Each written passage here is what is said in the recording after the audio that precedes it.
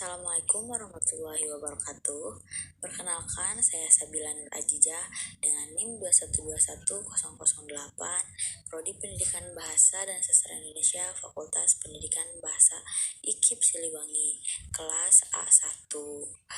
Video ini untuk memenuhi salah satu tugas akhir mata kuliah Pendidikan Kewarganegaraan dengan dosen pengampu Bapak Fia Nugraha MPD.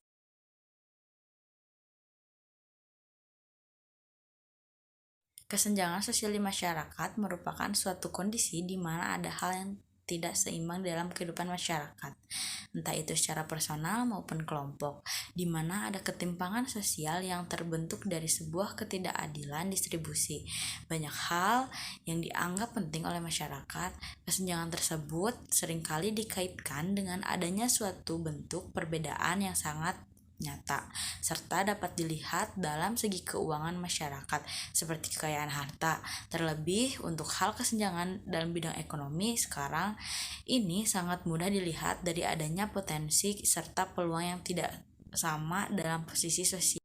Selanjutnya ada faktor penyebab kesenjangan sosial. 1. Perbedaan sumber daya alam. Sebab tingkat ekonomi suatu daerah dapat dipengaruhi oleh ketersediaan sumber daya alamnya. Tingkat ekonomi suatu masyarakat bisa meningkat apabila sumber daya alamnya dikelola dengan cara yang tepat. Kedua, kebijakan pemerintah.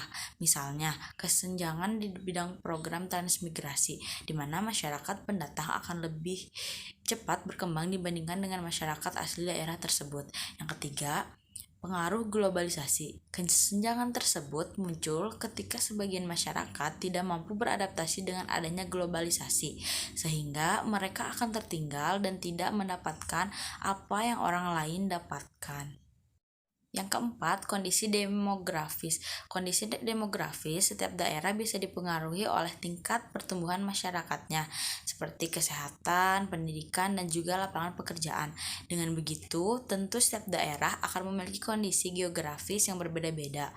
Hal inilah yang nantinya akan menciptakan adanya kesenjangan sosial, sebab produktivitas kerja setiap anggota masyarakat di berbagai daerah tentu tidak sama. Yang kelima, letak dan kondisi geografis. Kondisi ini umumnya akan mempengaruhi proses pembangunan di daerah tersebut. Umumnya, masyarakat yang tinggal di daerah dataran tinggi akan merasa kesulitan untuk membangun infrastruktur dibandingkan dengan masyarakat yang tinggal di dataran rendah.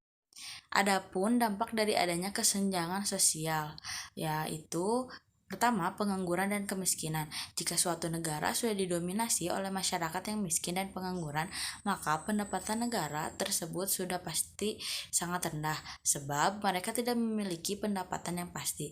Kondisi inilah yang bisa menyebabkan keuntungan perusahaan menjadi tidak optimal. Kedua, target pasar tidak jelas. Tak hanya menciptakan kemiskinan dan pengangguran, kesenjangan sosial juga bisa mempengaruhi target pasar suatu bisnis. Jika perusahaan memiliki target pasar masyarakat kelas menengah ke bawah, tentunya hal itu akan membuat perusahaan tersebut mengalami kerugian. Yang ketiga, langkahnya tenaga kerja yang kompeten. Meski di Indonesia tergolong memiliki banyak pengangguran, namun masih banyak perusahaan yang merasa dirinya kesulitan dalam mendapatkan tenaga kerja yang berkompeten. Hadirnya kesenjangan sosial yang ada di dalam masyarakat juga mempengaruhi tingkat kualitas pendidikan warganya. Di Indonesia sendiri, banyak orang yang pendidikannya di bawah rata-rata. Yang keempat, maraknya kasus kejahatan. Tingginya kasus kejahatan sejalan dengan tingginya tingkat kesenjangan sosial yang terjadi. Hal ini tentu tidak jauh dari permasalahan ekonomi atau keuangan. Seperti yang kita ketahui bahwa ekonomi adalah salah satu faktor terbesar yang bisa membuat seseorang melakukan tindak kejahatan. Lalu, solusinya pemerintah harus bisa membuat sebuah kebijakan yang berada di luar masyarakat. Kebijakan itu antara lain, 1. Pemerintah harus fokus untuk mendorong peningkatan dan juga perbaikan infrastruktur desa, terlebih untuk desa-desa yang memiliki kondisi geografis yang tidak menguntungkan. 2. Pemerintah perlu memprioritaskan akses pendidikan serta informasi dan kesehatan desa. Yang Yang ketiga, pihak pemerintah seharusnya memberikan modal untuk masyarakat desa supaya mereka memiliki pendapatan atau penghasilan lain, sehingga ada alternatif lain selain sektor pertanian.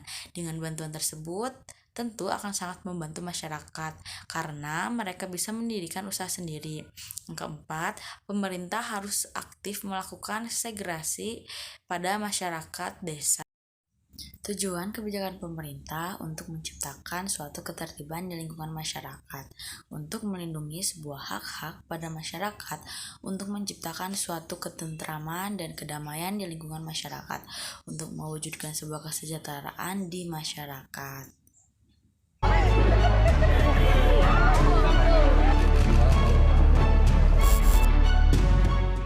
Pemerintah merombak total kebijakan penyediaan minyak goreng sawit curah dari semula berbasis perdagangan menjadi kebijakan berbasis industri. Alasannya, kebijakan minyak goreng sawit curah berbasis perdagangan ternyata tidak efektif menjaga pasokan dan harga di masyarakat, serta pelaku usaha mikro dan usaha kecil. Aturan baru tersebut diterbitkan Kementerian Perindustrian melalui Peraturan Menteri Perindustrian yang mewajibkan perusahaan industri minyak goreng menyediakan minyak goreng curah bagi masyarakat serta usaha mikro dan kecil. Menteri Perindustrian Agus Gumiwang menyebut dengan kebijakan ini pemerintah bisa mengatur bahan baku, produksi, dan distribusi minyak goreng curah dengan lebih baik. Sehingga pasokan minyak goreng curah bisa selalu tersedia dengan harga yang sesuai harga eceran tertinggi. Agus juga menyebut permen ini mengatur proses bisnis program minyak goreng sawit curah subsidi, mulai dari registrasi, produksi, distribusi, pembayaran klaim subsidi, larangan, dan pengawasan. Bukan sekali ini saja pemerintah merombak kebijakan terkait minyak goreng. Bongkar pasang aturan pun dilakukan dalam waktu singkat. Dalam waktu 3 bulan, pemerintah dalam hal ini Kementerian Perdagangan telah menerbitkan 4 peraturan menteri guna mengatasi kelangkaan dan kenaikan harga minyak goreng. Sayangnya, aturan diterbitkan tidak serta-merta dinikmati oleh rakyat. Masyarakat masih sulit untuk mendapatkan minyak goreng curah murah. Ketua Pengurus Harian Yayasan Lembaga Konsumen Indonesia Tulus Abadi menyatakan, bongkar pasang kebijakan minyak goreng oleh pemerintah bersifat coba-coba, yang berdampak buruk bagi konsumen hingga operator. Hak dan kewajiban sebagai warga negara dengan mencegah timbulnya semua faktor penyebab pelanggaran hak dan pengingkaran kewajiban warga negara. Apabila faktor penyebabnya muncul, dapat diminimalisir atau bahkan dihilangkan. Dengan supremasi hukum dan demokrasi harus ditegakkan dengan cara memberikan pelayanan yang baik dan adil kepada masyarakat, memberikan perlindungan kepada setiap orang dari perbuatan melawan hukum, menghindari tindakan kekerasan yang melawan hukum dalam rangka menegakkan hukum. Lalu mengoptimalkan lembaga-lembaga seperti Pemberantasan Korupsi atau KPK, Komisi Nasional Hak Asasi Manusia atau Komnas HAM, dan Komisi Perlindungan Anak Indonesia atau KPAI, meningkatkan kualitas pelayanan publik untuk mencegah terjadinya berbagai bentuk pelanggaran hak dan peningkatan kewajiban warga negara, meningkatkan pengawasan dari masyarakat dan lembaga-lembaga politik terhadap setiap upaya penegakan hak dan kewajiban warga negara, meningkatkan penyebarluasan prinsip-prinsip kesadaran bernegara kepada masyarakat seperti sekolah atau perguruan tinggi, dan meningkatkan kerjasama yang harmonis antara kelompok golongan dalam masyarakat.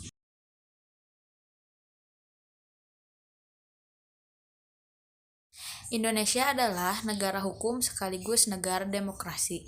Salah satu ciri negara demokrasi adalah kedaulatan berada di tangan rakyat. Salah satu contoh kasus demokrasi Pancasila yaitu intoleransi terhadap kelompok minoritas. Solusinya dengan menyadarkan dan menanamkan kepada seluruh lapisan masyarakat dan ormas atau organisasi masyarakat agar memahami arti perbedaan. Sebagai wujud demokrasi Pancasila, kita memiliki berbagai suku, agama, budaya, dan ras yang dapat menjadikan kita lebih kaya, dan seharusnya kita meneladani sikap pahlawan terdahulu yang mengganti piagam Jakarta dalam sila pertama, demi kepentingan bangsa bersatu dalam perbedaan itu sangat harus ditanamkan.